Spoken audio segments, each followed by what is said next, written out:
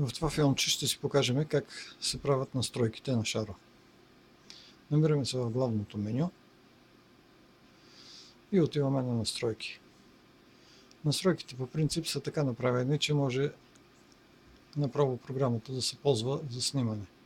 Добре е все пак да се разгледат, защото има много специфични неща, които може да се ползват за подобряване на качеството на снимката в отделни по-специфични случаи.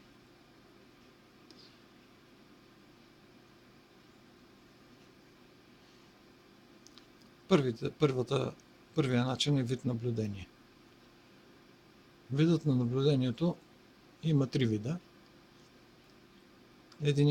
Първото е да се разглежда на целия екран. Т.е. взимат се данните от целия екран и така се наблюдава, следейки за движение по целия екран. Второто е автоматично нагласяне, което до някъде е включено в първото, обаче тук е подсилена функцията на избор на зони, които са без движение. И тези, които са с движение, те просто се изключват от кадъра. Въпреки всичко, това не е чак толкова добре, колкото когато се зададе прозорец, в който да се извършва следенето. Тоест, имаме наблюдение по целия екран,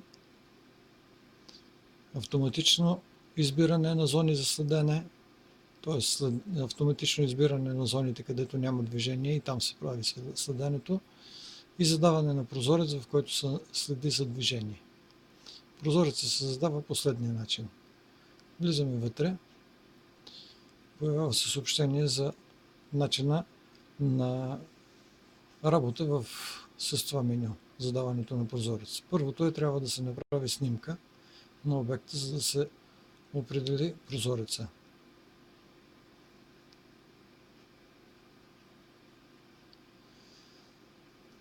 И самото меню е направи снимка, излиза на първо място. Трябва да направим снимка, защото с тази снимка ще може после да се търси по прозореца, да се определи коя зона от прозореца ще следиме.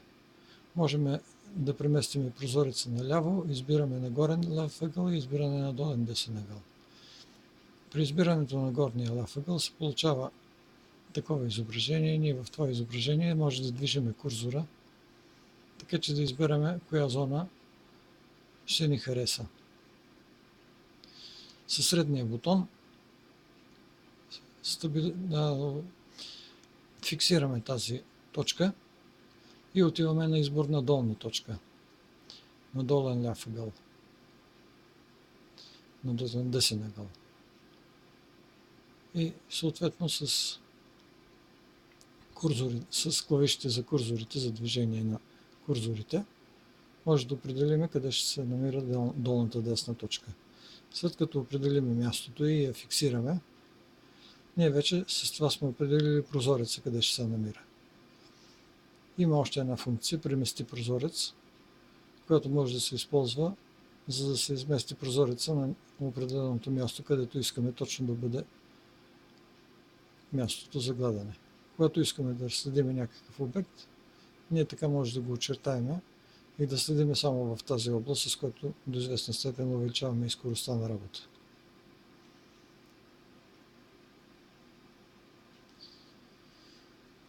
С средния бутон отново фиксираме мястото и може да излезем с функциите за излизане и връщане в главното меню.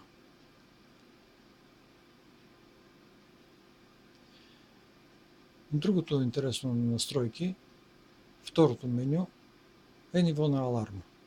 Нивото на аларма се определя с числа от 0 до 8. Деветия номер, фактически деветата аларма, е изключена. Нивата на аларма от 0 до 8 определят степента на движение, при което шаро реагира. Ниво на аларма 0, т.е. няма никакво движение и въпреки всичко шаро реагира. Това значи, че искаме съответното нещо да се изпълнява при всяка снимка.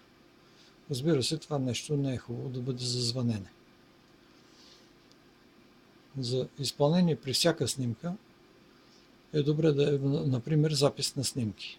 Когато искаме да направим наблюдение, тогава искаме всяка снимка да я запазваме и затова нагласяме ниво 0. Ако искаме да се записват само снимките, които са при наличие на някакво движение, а не искаме да събираме всички снимки, може да нагласиме за снимките ниво 5.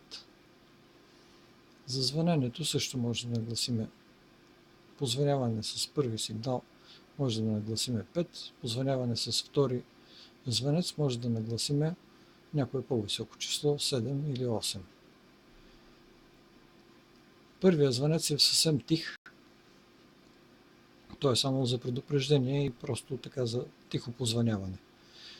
Второто позвъняване е по-силно, което може да ни послужи, например, ако спиме или пък ако искаме да наблюдаваме някакъв обект, дали има движение, а пък ни е необходимо да виждаме и друго място, може Шаро през това време да наблюдава, да звънне с първи сигнал или с втори сигнал, след като забележи на съответното място движение. Вибрация е също дадена като избор, обаче при вибрацията телефона се раздвижва, Шаро губи представа за обстановката при следващата снимка и може да си мисли, че всичко се е разместило. Затова тази възможност е само по изключение може да се ползва. Не се препоръчва да се ползва постоянно и затова е най-добре да бъде изключена. За запис на снимки вече си казахме, че ако искаме да следим всички снимки, трябва да нагласим ниво 0. Ако искаме да следим само снимките при някаква по-висока степен на аларма, може да нагласим съответната степен, а също така, както всички останали сигнализации, може да дадем изключено. Изпращане на email 1 и също email 2 може да дадем също по същия начин степени, при които да се изпращат някакви писма към адреса email 1 или пък към адреса email 2. С бек можем да се върнем без да сме задали стойност. Email 2 е по-интересният емейл обикновено, защото там се задава реален имейл, на който се получават реално писма. Реалният имейл е също и едно, обаче имейл едно обикновено такъв, който да се използва само от Шаро, тъй като там трябва да бъде зададена паролата, всичките неща и освен това връзката за email едно трябва да е некриптирана. За това нещо ще си поговорим, за дефиницията на мейлите ще си поговорим в следващия филм, където са настройките на мейлите. Те са в електронна поща.